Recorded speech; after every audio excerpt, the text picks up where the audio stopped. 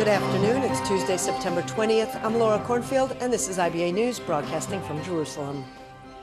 Just released for publication a short time ago, an Israeli Air Force jet downed a Hamas drone spotted hovering over the Gaza coast. The Army said the drone had been under full surveillance from the time it was airborne until it was shot down and did not infiltrate into Israel's airspace.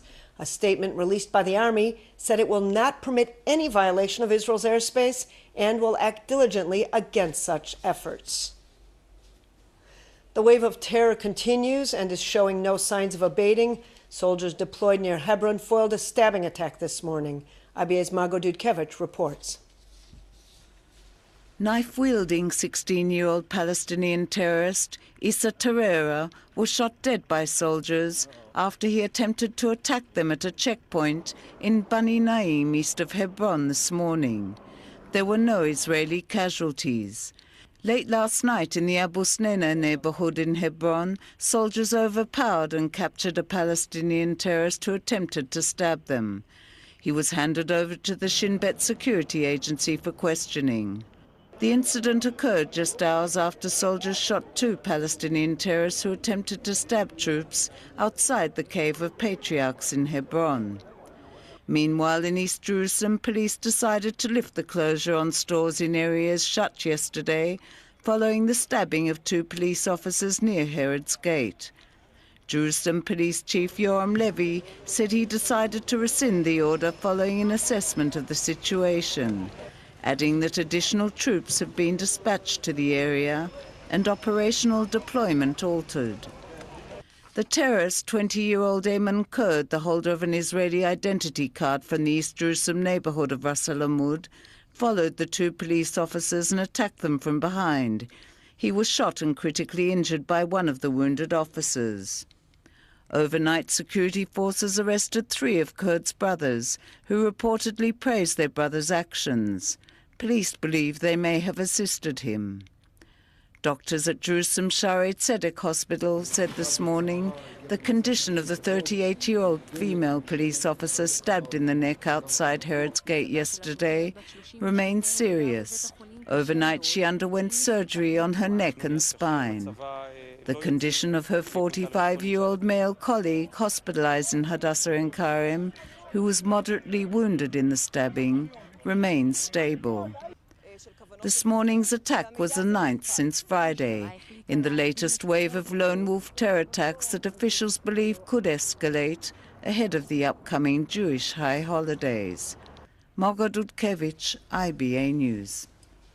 Prime Minister Benjamin Netanyahu left for New York this afternoon ahead of his scheduled address at the United Nations General Assembly on Wednesday and a meeting with U.S. President Barack Obama. During his 5-day visit, Netanyahu will meet with a number of world leaders, as well as outgoing UN Secretary General Ban Ki-moon. He'll also visit an exhibition at the UN of drawings by Lieutenant Hadar Goldin, who was killed in action in Operation Protective Edge in 2014, and his body is being held by Hamas in Gaza, along with the remains of Staff Sergeant Oron Shaul, who was also killed in the war. Goldin's parents are in New York and will meet with the Prime Minister, who is being accompanied by Finance Minister Moshe Kahlon, Deputy Minister for Diplomacy Michael Oren, who is also the former Israeli ambassador to the U.S., and Netanyahu's media advisor, Ron Baratz. A group of 88 U.S. senators submitted a bipartisan letter calling on President Barack Obama to uphold the U.S. policy and veto one-sided United Nations Security Council resolutions concerning the Israeli-Palestinian conflict. In a press release, the American Public Affairs Committee quoted a speech by the U.S. President before the UN General Assembly in 2011, where Obama said, "Peace will not come through statements and resolutions at the United Nations."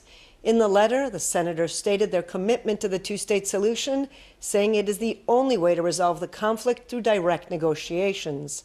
The senators went on to say they believe that Israel and the Palestinians can successfully resume productive negotiations towards this goal. At a meeting in New York, U.S. Secretary of State John Kerry and Palestinian President Mahmoud Abbas agreed to work together to boost the prospect of achieving a peace agreement with Israel. Referring to yesterday's meetings, which occurred ahead of the UN General Assembly. U.S. State Department spokesman John Kirby said the two had discussed constructive ideas to advance the two-state solution. Kirby said the U.S. Secretary of State emphasized his country's commitment to Middle East peace and also stressed concerns over the Palestinian violence and Israel's settlement building. Israel's traveling to Western Europe over the high holidays should exercise vigilance, the National Security Council's Counterterrorism Bureau warned as part of its annual travel advisory issued ahead of the Jewish holidays. While no concrete intelligence of imminent attacks against Jews and Israelis have been received, the global terrorism trends stemming from the Islamic State could affect Israelis abroad, the Bureau said.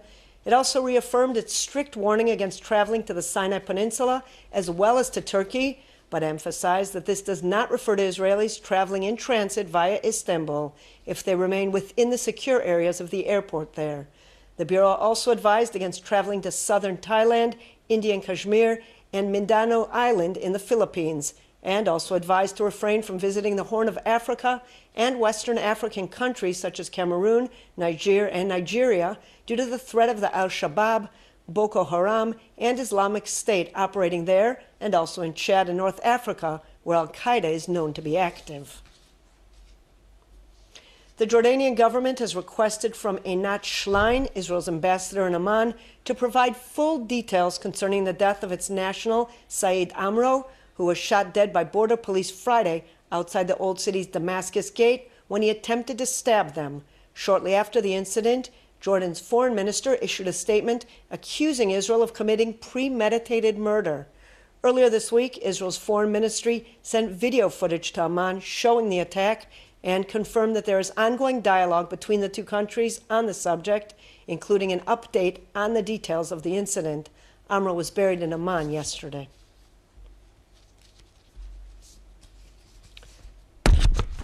Joining me in our Tel Aviv studio is former Israeli ambassador to Washington, Zalman Shoval. Thanks so much for coming in this evening. Thank you for having me. The Prime Minister is off to New York pretty much to the last minute. It wasn't clear if he would actually meet the U.S. President Barack Obama. Is there planned meeting a diplomatic cover-up of strained relations, or can anything substantial come out of it? Well, look, they're not going to fall on each other's neck, I suppose.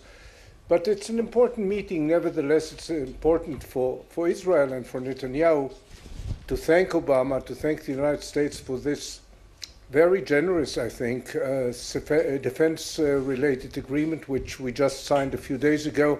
It's a milestone in Israel-American relations, without any doubt. And for President Obama, I think it's also important because of his legacy, the way he wants to see his legacy. He does not want his legacy to depict him as someone who had not been very friendly to Israel. So I think the omens are good. I think it's going to be a good meeting. Now, we don't know what there will be in the meeting itself, in addition to, to smiles and so on and so forth. But I suppose the Palestinian issue will come up. It may even come up on the initiative of Prime Minister Netanyahu, who will make it very clear to the president that, yes, he very much supports the two-state solution, or in any way some sort of solution which will separate Israel from the majority of the Palestinian the Palestinian territories. But I think he will also point out that because of the situation right now in the Middle East, a situation which may last for who knows how many years, perhaps even longer. We see what's happening in Syria today and elsewhere, that the implementation of the two-state solution is not going to be tomorrow or even the day after tomorrow. Actually, and that's interesting, Hillary Clinton at the time made it very clear that the implementation of the two-state solution might take a long time, and I think that's a realistic approach. Ambassador Shoval, it's no secret that the two leaders don't always see eye to eye, to say the least. How much of an impact does their personal relationship have on regional developments? Look, I'll try to be as direct as I can. What really counts is interests on both sides. Personal relationships do have a certain flavor, do have a certain impact. But look, we have had precedents. The relationship between George Herbert Bush the father, and Prime Minister Shamir was far from being ideal, to put it mildly. And the moment they had a common interest with regards to the Gulf War, everything was fine. So I think at this point in President Obama's career, and maybe on a different scale also in Prime Minister Netanyahu's career, they do not have an interest in underlining controversies, but on the contrary, to underline the proximity of the two countries, of the two approaches. And basically, that is what it really is. The countries are very close to each other. Israel is America's closest ally in the area, and of course, America is the most important ally for Israel. And looking at the Middle East as a whole, with the void which has been created, the partial void which was created by American policies in Syria and Iraq and elsewhere, a strong Israel is a vital interest for the West and for America in particular, or especially. Also looking at the war against jihad, looking at the war against terrorism. So I think even if there were, and there were, we shouldn't deny it, misunderstandings on some very important points, like Iran. We still consider the nuclear deal with Iran a very bad deal. So there's no sense in painting over this with some sort of rosy paint. But I think both have an interest at this point not to underline, as I said, controversies or disagreements, but on the other way around. Briefly, Ambassador, we're witnessing a renewed wave of terror. The last time it began, many said it was related to the stalemate in negotiations and the lack of a prospective peace plan. Do you think there's a connection?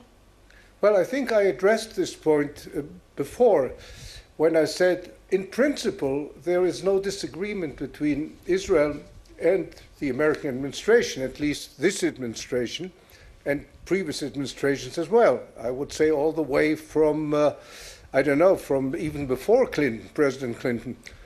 But it is short-sighted, and anybody who lives in this part of the world, or even if not, if he reads the newspapers, when he sees what's happening, the extremism in the Arab world, in the Muslim world, what's happening just in our neighborhood, to create a Palestinian state just on the borders, on the narrow borders of Israel, would be foolhardy.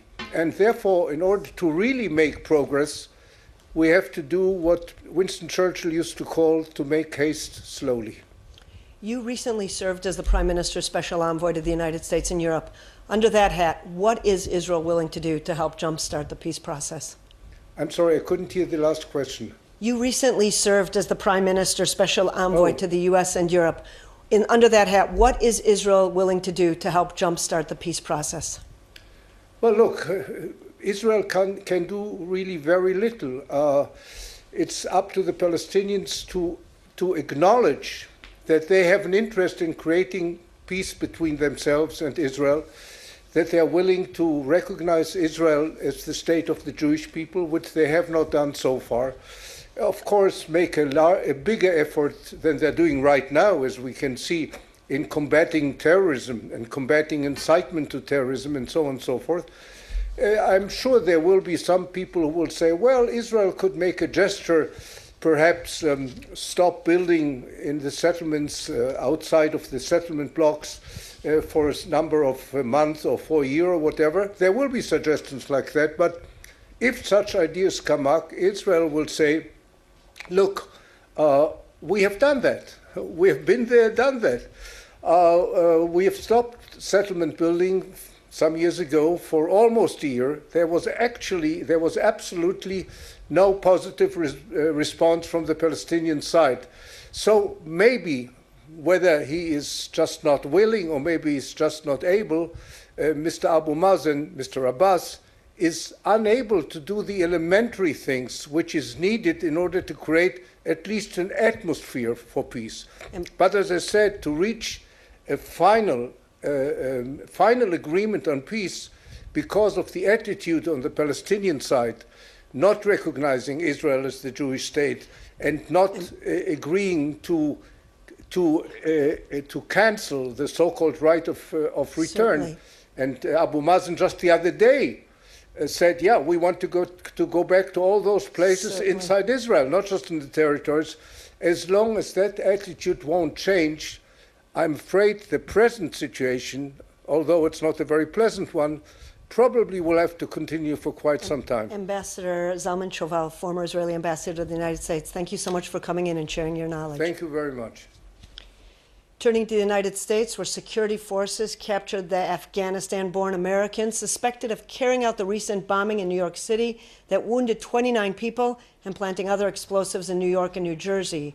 28-year-old Ahmed Khan Rahami, a resident of Elizabeth, New Jersey, where a bomb was hidden yesterday, was captured in the nearby city of Linden.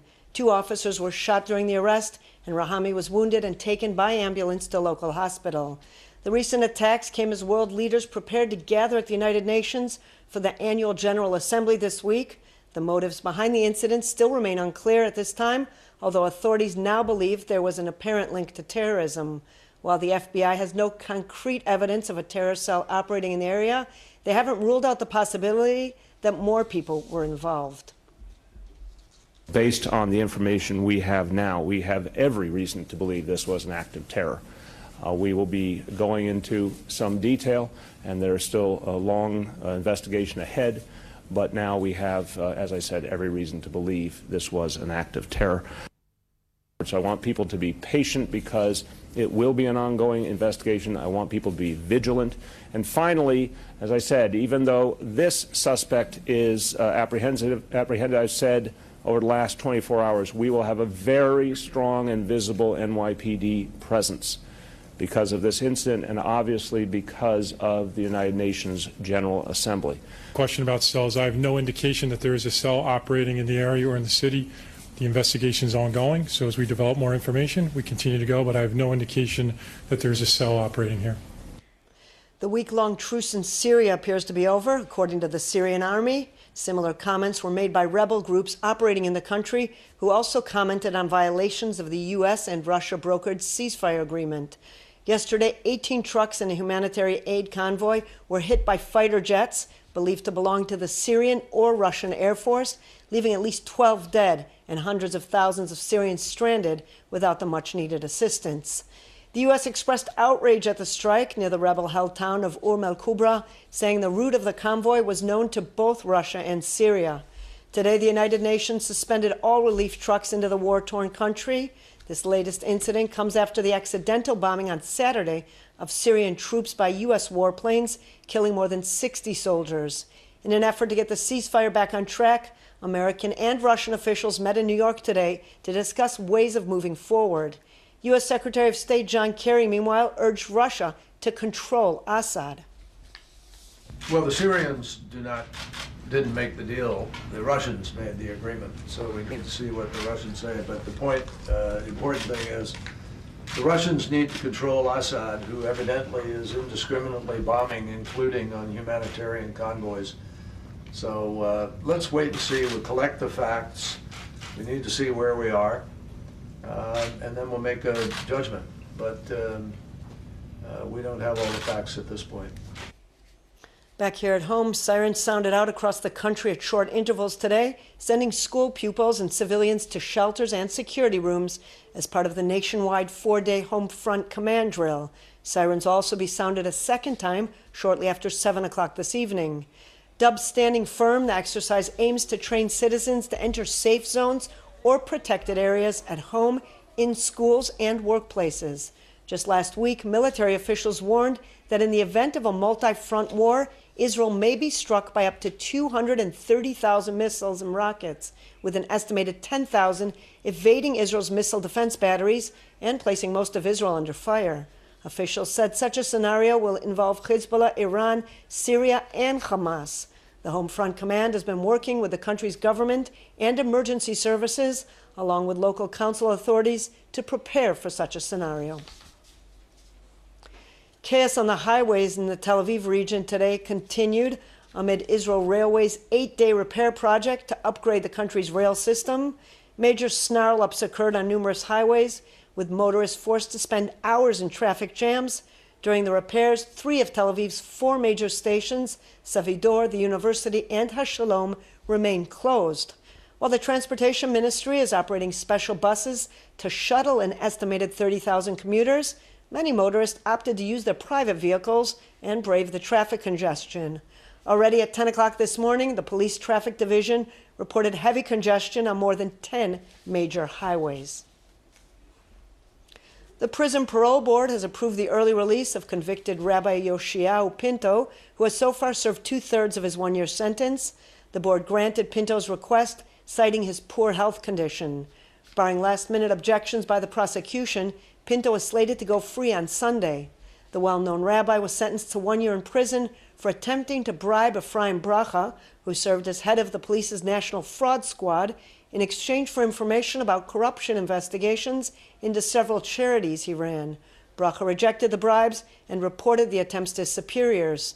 He later committed suicide in the midst of a social media smear campaign initiated in part by Pinto supporters. A bit of culture now, and movie lovers get ready as the local Cinema Day kicks off tomorrow across the country. The one-day event gives film fans an opportunity to enjoy a wide variety of Israeli-made films, all for the price of 10 shekels a ticket. Sponsored by the Culture Ministry, Sports Ministry, along with Mifal HaPais, Israel's national lottery, the cinema celebration will take place at over 40 theaters nationwide. 32 homegrown flicks will be screened, some of which already made their commercial debut, while others will be premiering in Israel after garnering prestigious awards at international film festivals.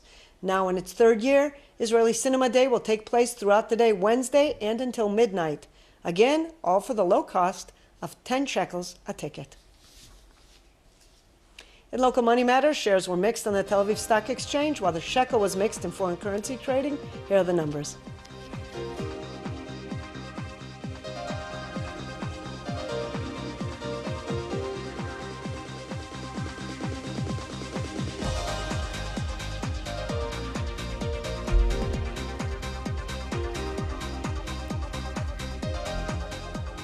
The IBA forecast says there will be no significant change in the weather, that will remain unseasonably hot over the next 24 hours. Here are the highs and lows at home and abroad.